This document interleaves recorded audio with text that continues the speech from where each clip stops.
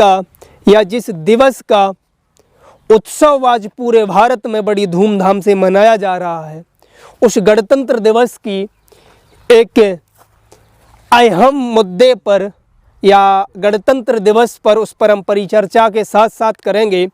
और आप सभी साथियों को पता ही होगा, हमारे ये लालवीर फिटनेस खटाना परिवार पर फिटनेस पर ये सारा गणतंत्र दिवस के बारे में आज सभी मेरे साथियों के द्वारा इस दिवस पर इस उत्सव को बड़ी धूमधाम से मनाया गया है।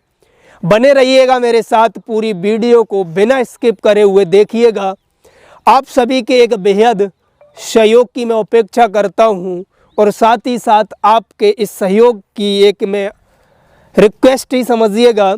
चैनल पर आए हैं, अगर आप नए हैं मेरे साथियों, तो चैनल को सब्सक्राइब ज़रूर कर लें, साथ ही साथ बेल आइकन दबा लें उस घंटा को, तो उससे ये होगा कि जो मेरी नेक्स्ट वीडियो आने वाली होगी वो वीडियो आपको मिलेगी। और अगर हो सके, कोई चार्ज नहीं होता है, तो वीडियो को अगर शेयर भी कर सकते हैं आप फैमिली ग्रुप में, फैमिली मेम्बर्स को। ऑल वीडियो हर परिवार का हर एक सदस्य देख सकता है। हर एक इस मुद्दे में गणतंत्र दिवस से रिलेटेड में सारी उस इन्फॉर्मेशन पर बात करेंगे, कैसे इस गणतंत्र दिवस की नींव पड़ी। और उसके बाद देखिएगा बिना स्किप करे मेरे सभी युवा वर्ग के द्वारा कैसे विभिन्न प्रकार के स्टंट इस दिवस पर किए गए, उनके जुनून को, उनके जज्बे को आंकिएगा अपने उस जज्बे के साथ जो आज के युवा वर्ग की, आज युवा वर्ग को जिस पीढ़ी को, जिस एनर्जी, जिस ऊर्जा की ज़रूरत है, उस ऊर्जा के साथ मेरे इन सभी साथियों का स्वागत करिएगा।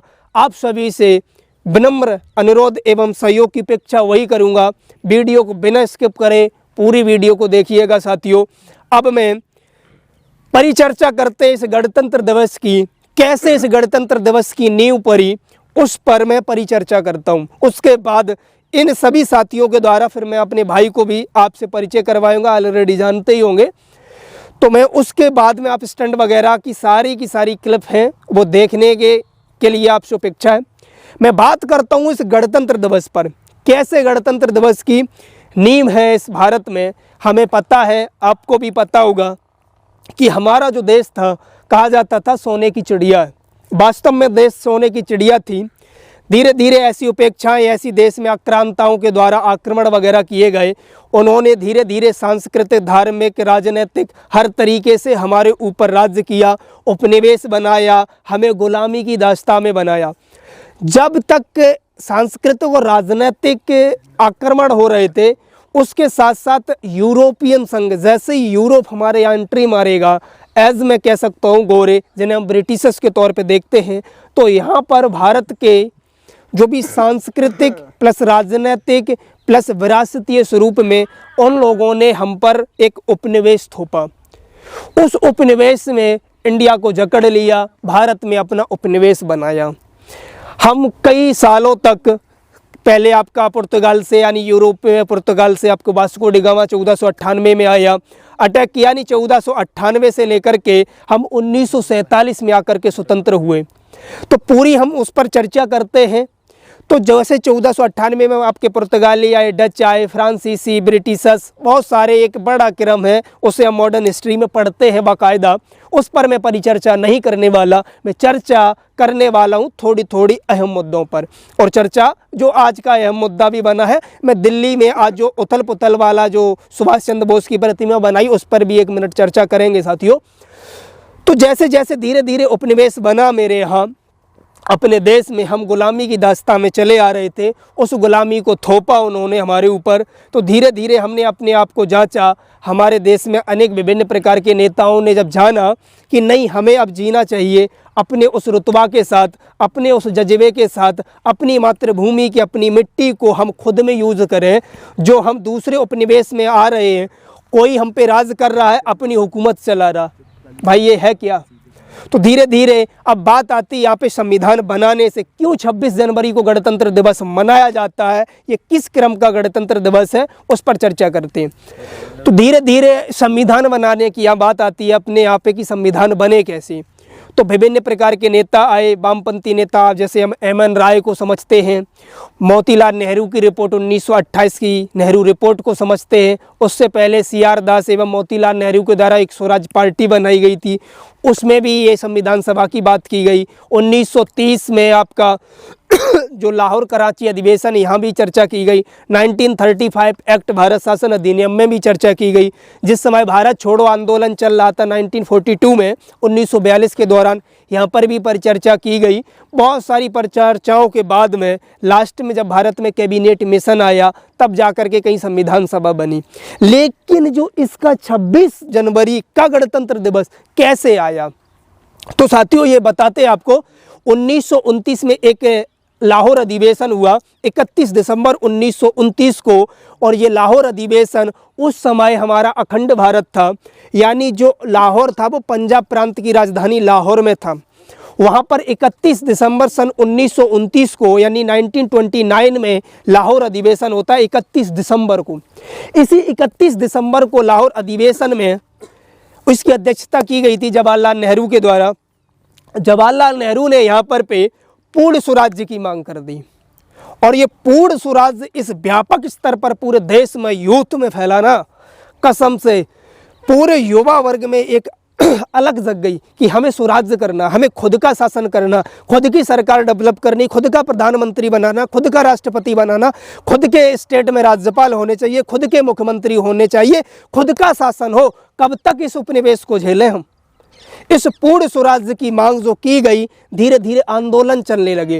वो आंदोलन इस प्रकार से चले, युवा वर्ग जुड़ गया नेहरू के साथ में, और इसका ऐसा क्रम चला कि 26 जनवरी सन 1930 में, यानी 1930 में, यानी 31 दिसंबर 1929 को हुआ था अधिवेशन। दोबारा एक मीटिंग बुलाई गई 26 जनवरी 1930 को लाहौर में, रावी नदी के तट पर। जो लाहौर है वो रावी नदी के पश्चिम की ओर है, तो रावी नदी के तट पर बुलाई गई, और 26 जनवरी को पूरे देश में पहला स्वतंत्रता दिवस मनाया गया। इसी 26 जनवरी को याद रखने के लिए आगे जाकर के हम गणतंत्र के रूप में घोषित करते हैं। तो यहाँ पर 26 जनवरी को जो हम गणतंत्र मनाते हैं, भारत का पहला स्वतंत्रता दिवस मनाया गया था माननीय जवाहरलाल नेहरू जी के द्वारा। नवंबर 1946 को जवाहरलाल नेहरू के द्वारा ये उद्देश्य का प्रस्ताव लाया गया। यही उद्देश्य प्रस्ताव 22 जनवरी 1947 को पारित होकर के प्रियम्बल ऑफ कॉन्स्टिट्यूशन बनता है, भारतीय संविधान की प्रस्तावना बनती है। और कहा जाता है मेरे मित्रगण, ये प्रस्तावना ही फेस ऑफ इंडिया है, यानी संविधान का फेस है। तो यही संविधान के अकॉर्डिंग हमारा भारत चल रहा है, यानी फेस ऑफ इंडिया, यानी भारतीय संविधान की प्रियम्बल ऑफ इंडिया, यानी भारतीय संविधान की प्रस्तावना। जब 26 यही संविधान हमारा 2 साल 11 महीने 18 दिन में बनकर के तैयार होता है, 64 लाख की लागत से हमारे विभिन्न प्रकार की विभूतियाँ नेतागणों के द्वारा इस संविधान को बनाया गया। इसमें जो संवैधानिक सलाहकार थे आपके बी.एन. राव साहब, बेनेगल नरसिंह राव साहब, बहुत पढ़े लिखे व्यक्ति था। ड्राफ्टिंग कमेटी के आपके अध्यक्ष बी.आर. अम्बेडकर जी को बनाया गया था, जिसे हम प्रारूप समिति का मानते हैं। अध्यक्ष थे बी.आर. अम्बेडकर, उसमें 7 मेंबर थे, 6+1 यानी 6 अदर मेंबर बन एक आपके हेड। उसके बाद विभिन्न प्रकार की प्रांतीय समिति, संघ संघालक समिति, विभिन्न प्रकार की। बात आती है इस ध्वज से, जो आज आपको ये ध्वज दिख रहा है ना, इस ध्वज की नींव भारत में कैसे पड़ी? तो ये जो राष्ट्रीय ध्वज है आपका, इसका डिज़ाइन दिया था पिंगमी बलैया जी के द्वारा।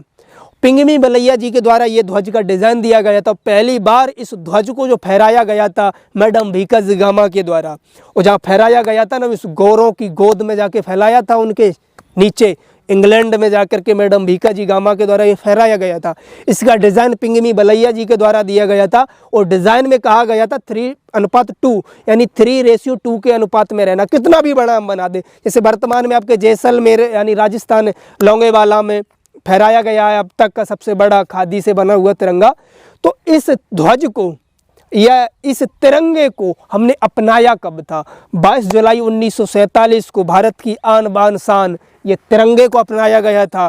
कहा जाता है ये तिरंगा हवा के झोंकों से नहीं, बल्कि सरहद पर खड़े उन वीर जवानों के और इस युवा वर्ग के इस जुनून से फहरता है। ये तिरंगा 22 जुलाई 1947 को अपनाया गया। विभिन्न प्रकार की गतिविधियां आगे चलती रहीं। हम धीरे धीरे 26 नवंबर को, यानी कहा जाता 2 साल के बाद, यानी लगभग आफ्टर 3 साल बाद हमारा संविधान बन करके तैयार हुआ और यही संविधान 26 नवंबर 1949 को पूर्णतः बन करके तैयार हो गया। अब जब 26 नवंबर को पूर्णतः आपका संविधान बन गया तो 26 नवंबर को हमने पूरा संविधान लागू क्यों नहीं किया? इसीलिए लागू नहीं किया मेरे साथियों, मैं वहीं जा रहा हूँ पुनः, क्योंकि हमने जो 1929 में यानी 1929 में जो लाहौर अधिवेशन किया था, उस लाहौर अधिवेशन जो किया था, उस लाहौर अधिवेशन 31 दिसंबर को हुआ था। उसी में जो 26 जनवरी के दिन पहला भारत का स्वतंत्रता दिवस मनाया गया था, उसी 26 जनवरी को याद करने के लिए, जब 26 नवंबर को पूर्णतः संविधान बन गया था 1949 में, उसे याद रखने के लिए, उस डेट को याद रखने के लिए, उस डेट को ही यादगार बनाने के लिए भारत का ये संविधान पूर्णतः 26 जनवरी सन 1950 को लागू किया जाता है। पहले गणतंत्र राष्ट्रपति डॉक्टर राजेंद्र प्रसाद को बनाया जाता है। तो कहा जाता स्वागत है, आज हम 73 साल के हो गए हैं 73वें नारे का। ये जय हिंद का नारा कहाँ से निकला? ये हमारी भारत की आन बान शान नेताजी सुभाष चंद्र बोस के द्वारा दिया गया नारा था। जय हिंद, जय भारत। जुड़े रहिएगा मेरे साथ। स्वागत है आप सभी साथियों का फिटनेस लालवीर खटाना परिवार पर।